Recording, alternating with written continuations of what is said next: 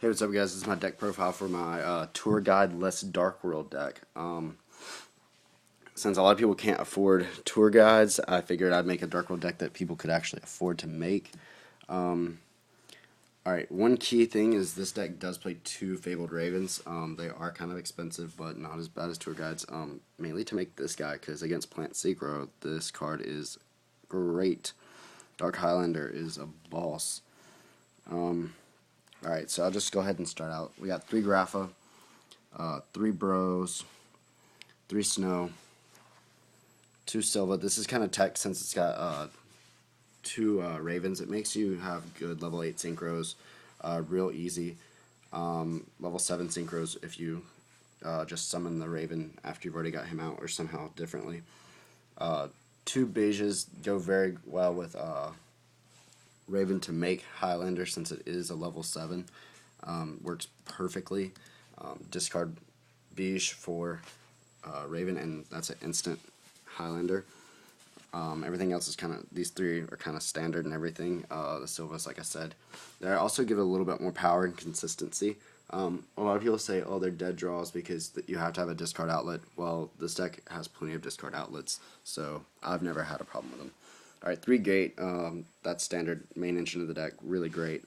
I run 3 Drag Downs and 2 Dark World Dealings. I like Drag Down a lot because it lets me pick and choose out of my opponent's hand a lot easier to really disrupt them, whereas Dealings is really not safe in the mirror, and just really I don't want my opponent dropping a Dandelion in the grave for free only to know that they have Debris Dragon as well.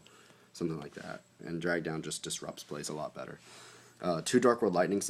This is for kind of Tech Genius is a hard matchup for this deck. So this actually helps quite a lot.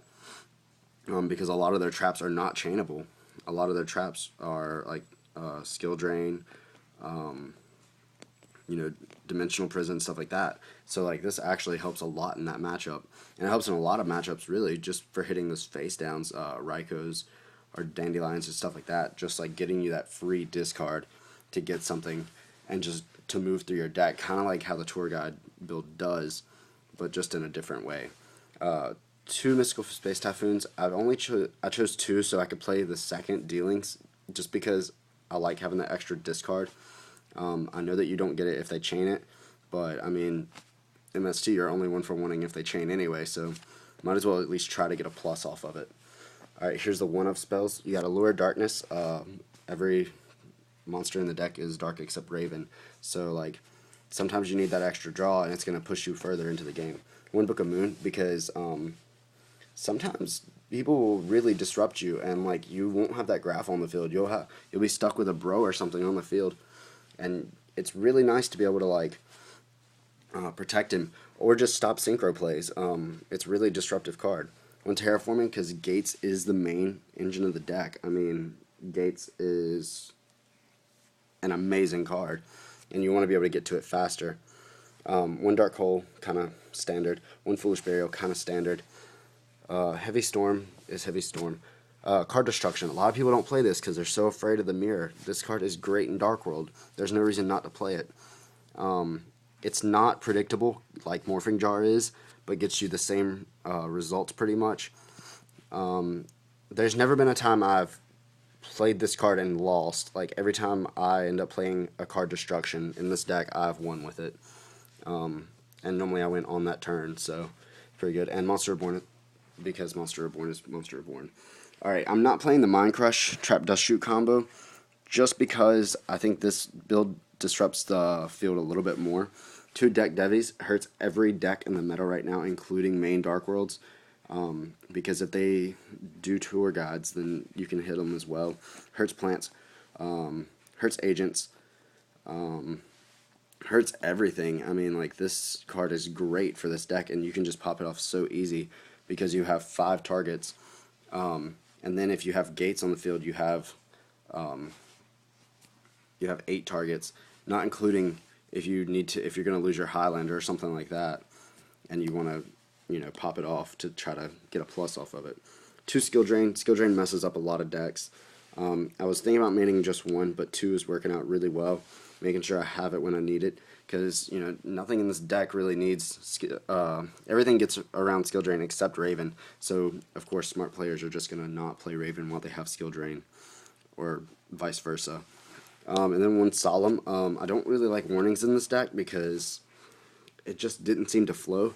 But you really want to stop those power plays, or prevent your opponent from stopping your power play. So, like, Judgment's a good card. It's a staple. Right now, the extra deck is kind of like really simple. I mean, it's just like everything else. But like what I have for it just right now is just like one Highlander. That's the main thing that you want to have no matter what.